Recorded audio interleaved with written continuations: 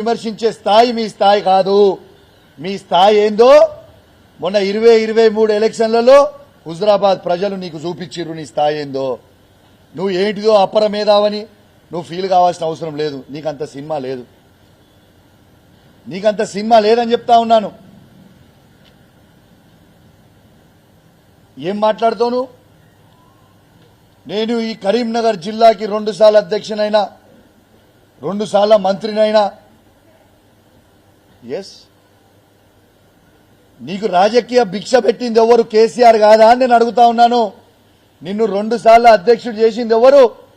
కేసీఆర్ కాదా? నిన్ను 2 సార్ల మంత్రి చేసింది ఎవరు? కేసీఆర్ కాదా? ఇలా ఉమ్మడి కరీంనగర్ జిల్లాలో ప్రతి గ్రామంలో కాలు పెట్టినానో మరి ఆ కాలు పెట్టి అడుగు పెట్టే అవకాశం ఇచ్చింది కేసీఆర్ కాదా? అట్లాంటి దేవుని లాంటి కేసీఆర్ని నువ్వు ఎట్లా మోసం చేస్తావు? నువ్వు దేవుని లాంటి కేసీఆర్ని ఎట్లా విమర్శిస్తావు? ఎట్లా విమర్శించబుద్ధి అవుతుందయా? అన్నం పెట్టిన వాళ్ళకి సున్నం పెడుతున్న చరిత్ర నీది. ఇలా కేసీఆర్ గారిని నువ్వు విమర్శించే స్థాయి నీది కాదు. నీది నా స్థాయి కూడా నీది కాదు. చిత్తు కొడగొట్టడం మొన్న నిన్నే. ఇంకేం కావాలి నీకు? నువ్వు ఒక పెద్ద మోసగానివి అని చెప్పక తప్పదు. నువ్వు కేసీఆర్ గారిని మోసం చేసినావు. నువ్వు సంపాదించిన అక్రమ సొమ్ముని కేసీఆర్ గారు గుర్తించి పేద దళితుల భూములని నువ్వు గుంజుకుంటే అవన్నీ గుర్తించి ఇలా నేను తన్ని పార్టీ నుంచి బయటికి వెళ్ళగొట్టి నువ్వు దానికి ఏం చెప్తున్నావు? నువ్వు చేసిన అవినీతికి నువ్వు ఒక అవినీతి పరునివి, నువ్వు ఒక చీటర్వి, మోసగానివి అని ఉద్దేశంతో నేను పార్టీ నుంచి బయటికి పంపిండు కేసీఆర్ గారు. కానీ నువ్వేం చెప్తున్నావు? బీఆర్ఎస్ పార్టీలో ఆనాడు టీఆర్ఎస్ పార్టీలో ఎమ్మెల్యేలు అందరూ నాతో బాగుండే కాబట్టి కేసీఆర్ నేను బయటకు పంపించింది. నువ్వు ఆ రోజు కేసీఆర్ గారిని ద్రోహం చేద్దామనుకున్నావు, కుట్ర చేద్దామనుకున్నావు. ఎవరు కూడా సహించలేని ఎమ్మెల్యేలు. నువ్వు ఎమ్మెల్యేలను పిలిచి నేను పైసలు ఇస్తా, నేను ముఖ్యమంత్రి అయితా, కేసీఆర్ గారిని దించుదామంటే మా బీఆర్ఎస్ టీఆర్ఎస్ పార్టీ ఎమ్మెల్యేలు ఎవ్వరు కూడా ఒప్పుకోలే, నీతో ఎవరు కూడా రాలే అన్నారు. నువ్వు చేసిన కుట్ర ఆ రోజు. కేసీఆర్ గారు నీకు అన్నం పెట్టిన పాపానికి కేసీఆర్ గారికి నువ్వు సున్నం పెడదామనుకున్న దుర్మార్గమైన ఆలోచన నీకు వచ్చింది ఆ రోజు. ఎస్, ముమ్మాటికి చెప్తున్నా, కేసీఆర్ లేకపోతే తెలంగాణ లేదు. ఈ తెలంగాణ జెండాని ఇలా కేసీఆర్ పట్టుకోకపోతే ఎవరు పట్టుకురా? తెలంగాణ అనేది స్టార్ట్ చేసింది కేసీఆర్ కాకపోతే ఎవరే? తెలంగాణ ఎక్కడిది? ఇంత అభివృద్ధి ఎక్కడిది? కేసీఆర్ గారు చేసి చూపించింది ఎక్కడిది? ఇవన్నీ ఎక్కడ పోయినాయి? ఇలా మాట్లాడుతూ అంటాడు మొత్తం స్థానిక ఎలక్షన్లు అన్ని నేనే గెలిచి. నువ్వు గెలవలే బాబు, నువ్వు ఏడ కూడా గెలవలేదు. కేసీఆర్ బొమ్మ గెలిచింది, కేసీఆర్ పార్టీ గెలిచింది తప్పితే నువ్వు గెలవలేదు ఏనాడు. ఈడా నువ్వు పార్టీలకి రాకంటే ముందే నేను ఓడుతున్నాను. నేను 2002లో పార్టీకి వచ్చినా. నువ్వు వాస్తవంగా 2002లో కూడా పార్టీలకు రాలే. కానీ ఎలక్షన్ల కంటే 2004లో ఎలక్షన్లు అయ్యే కంటే 6 నెలల ముందు నువ్వు పార్టీకి వచ్చినావు. కానీ పాత కమలాపూర్ గడ్డ, హుజరాబాద్ గడ్డ ఎప్పుడు కేసీఆర్ అడ్డా. ఇది వాస్తవం. 2001లోనే కేసీఆర్ గారి బొమ్మలు ఆ రోజు ఎవ్వరు లేరు. ఆ రోజు ఉన్నది ఎవరు? కేసీఆర్ గారి నాయకత్వంలో మా నాన్న సైనాథ్ రెడ్డి గారు, కెప్టెన్ లక్ష్మీకాంతరావు గారు, వీళ్ళు మాత్రమే ఆ రోజు పార్టీలో ఉన్నారు 2001లో. ఆనాడు ఈ పార్టీలో ఈ నియోజకవర్గంలో పాత కమలాపూర్ కావచ్చు, కొత్త హుజరాబాద్ నియోజకవర్గంలో కావచ్చు, ఆ రోజు మా నాన్న సైనాథ్ రెడ్డి గారు, కెప్టెన్ లక్ష్మీకాంతరావు గారు కష్టపడి అన్ని జెడ్పీటీసీలు ఎంపీపీలని గెలిపించింది కేసీఆర్ గారి నాయకత్వంలో. నువ్వు పార్టీలో కూడా ఆనాడు లేవు. నీ మొఖానికంత సినిమా లేదు. నువ్వు మా పదే మా బీఆర్ఎస్ పార్టీ కార్యకర్తల మీద, మా బీఆర్ఎస్ పార్టీ నాయకుల మీద నువ్వు విమర్శించి అబద్దాలు చెప్పి 2021 బై ఎలక్షన్లో అది నిజం చేయించే ప్రయత్నం చేస్తా ఉన్నావు. మా కార్యకర్తలని నువ్వు తిడతా ఉన్నావు. తస్మాత్ జాగ్రత్త బిడ్డ. మా కార్యకర్తలు వీళ్ళందరూ కూడా మా నియోజకవర్గంలో ఉన్న 5 మండలాల జెడ్పీటీసీలు కావచ్చు, ఎంపీపీలు కావచ్చు, మున్సిపల్ చైర్మన్లు కావచ్చు, కౌన్సిలర్లు కావచ్చు, సర్పంచ్లు కావచ్చు, వార్డు మెంబర్లు కావచ్చు, నీతిగా నిజాయితీగా కేసీఆర్ గారి బొమ్మ మీద మేము గెలిచినాం, మేము కేసీఆర్తోనే ఉంటాం, మేము పార్టీ వదిలిపెట్టాం అని చాలా గొప్ప ఆలోచనతోని కేసీఆర్తోనే మా బీఆర్ఎస్ పార్టీ చైర్మన్లు కానివ్వండి, ఎంపీపీలు కానివ్వండి, జెడ్పీటీసీలు కానివ్వండి, కౌన్సిలర్లు కానివ్వండి, సర్పంచ్లు కానివ్వండి, వార్డు మెంబర్లు కానివ్వండి, కేసీఆర్ గారితో నానాడు ఉన్నాడు. నీలాంటి మోసగాంతో లేరు వాళ్ళ మీద నువ్వు విషం కక్కే ప్రయత్నం చేస్తే తస్మాత్ జాగ్రత్త, ఊరుకునే ప్రయత్నం ఊరుకోము అని చెప్పి ఈ సందర్భంగా తెలియజేస్తా ఉన్నాను. మా బీఆర్ఎస్ పార్టీ కార్యకర్తల జోలికి వస్తే నిన్ను హుజరాబాద్ నియోజకవర్గంలో ఉరికిచ్చే రోజు వస్తే తస్మాత్ జాగ్రత్త అని హెచ్చరిస్తా ఉన్నాం. నువ్వు ఎంత పెద్ద మోసగాను అంటే నువ్వు కేసీఆర్ గారిని మోసం చేసినావు, హుజరాబాద్ ప్రజల్ని మోసం చేసినావు. ఇలా నువ్వు ఎంత పెద్ద మోసగాను అంటే కేసీఆర్ ని ఏ విధంగా అయితే మోసం చేసినావో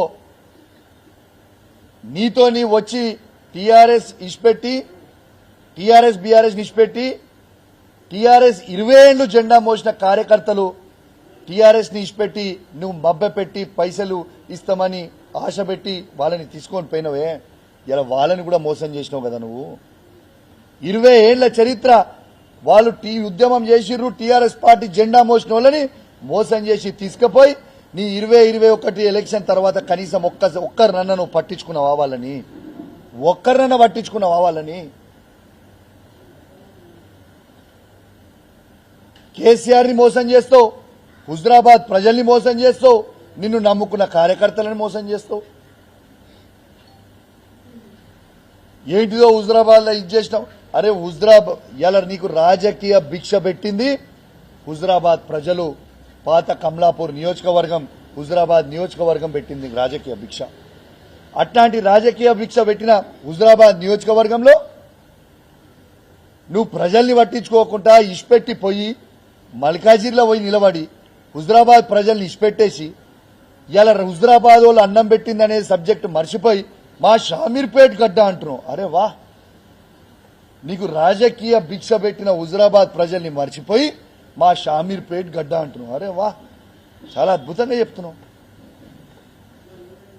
అంటే అన్నం పెట్టిన కేసీఆర్ ని మోసం చేస్తావు, అన్నం పెట్టిన హుజరాబాద్ ప్రజల్ని మోసం చేస్తావు, నిన్ను నమ్ముకొని వచ్చిన కార్యకర్తల్ని మోసం చేస్తావు.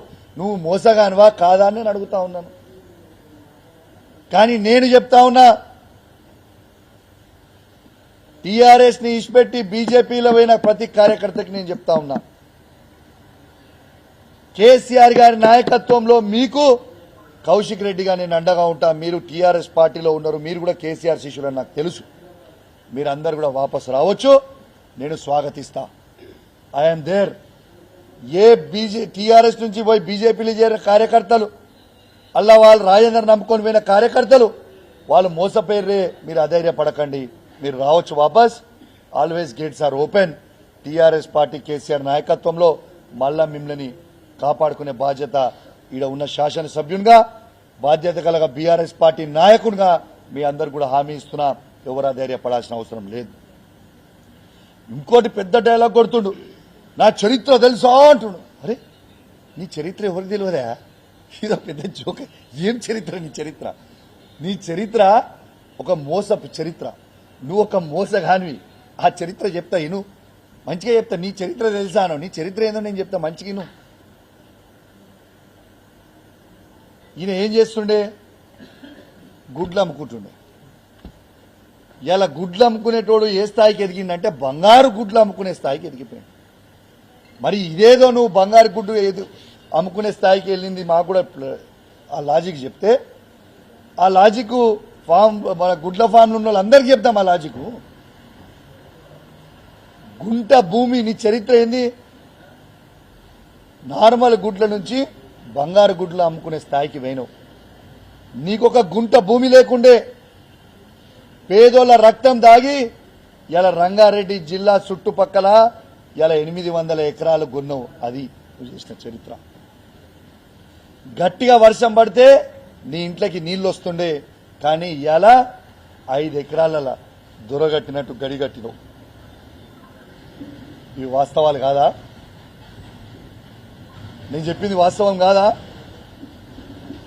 కేసీఆర్ గారు అన్నం పెడితే కేసీఆర్ గారిని మోసం చేసినావు. హుజరాబాద్ ప్రజలు ఓట్లేసి నీకు రాజకీయ భిక్ష పెడితే హుజరాబాద్ ప్రజల్ని మోసం చేసినావు. నిన్ను హుజరాబాద్ చీగొట్టింది, గజ్వేల్ చీగొట్టింది. రేపు మల్కాజిరి ప్రజలు కూడా చీగొట్టడానికి రెడీ ఉంటే కొత్త నాటకం చేసి మళ్ళా హుజరాబాద్కి వస్తా అని చెప్పి అబద్దాలు చెప్పి మోసం చేస్తా ఉన్నావు ప్రజల్ని. నువ్వు చేసింది ఏముంది హుజరాబాద్కి? నువ్వు చేసిందేంది?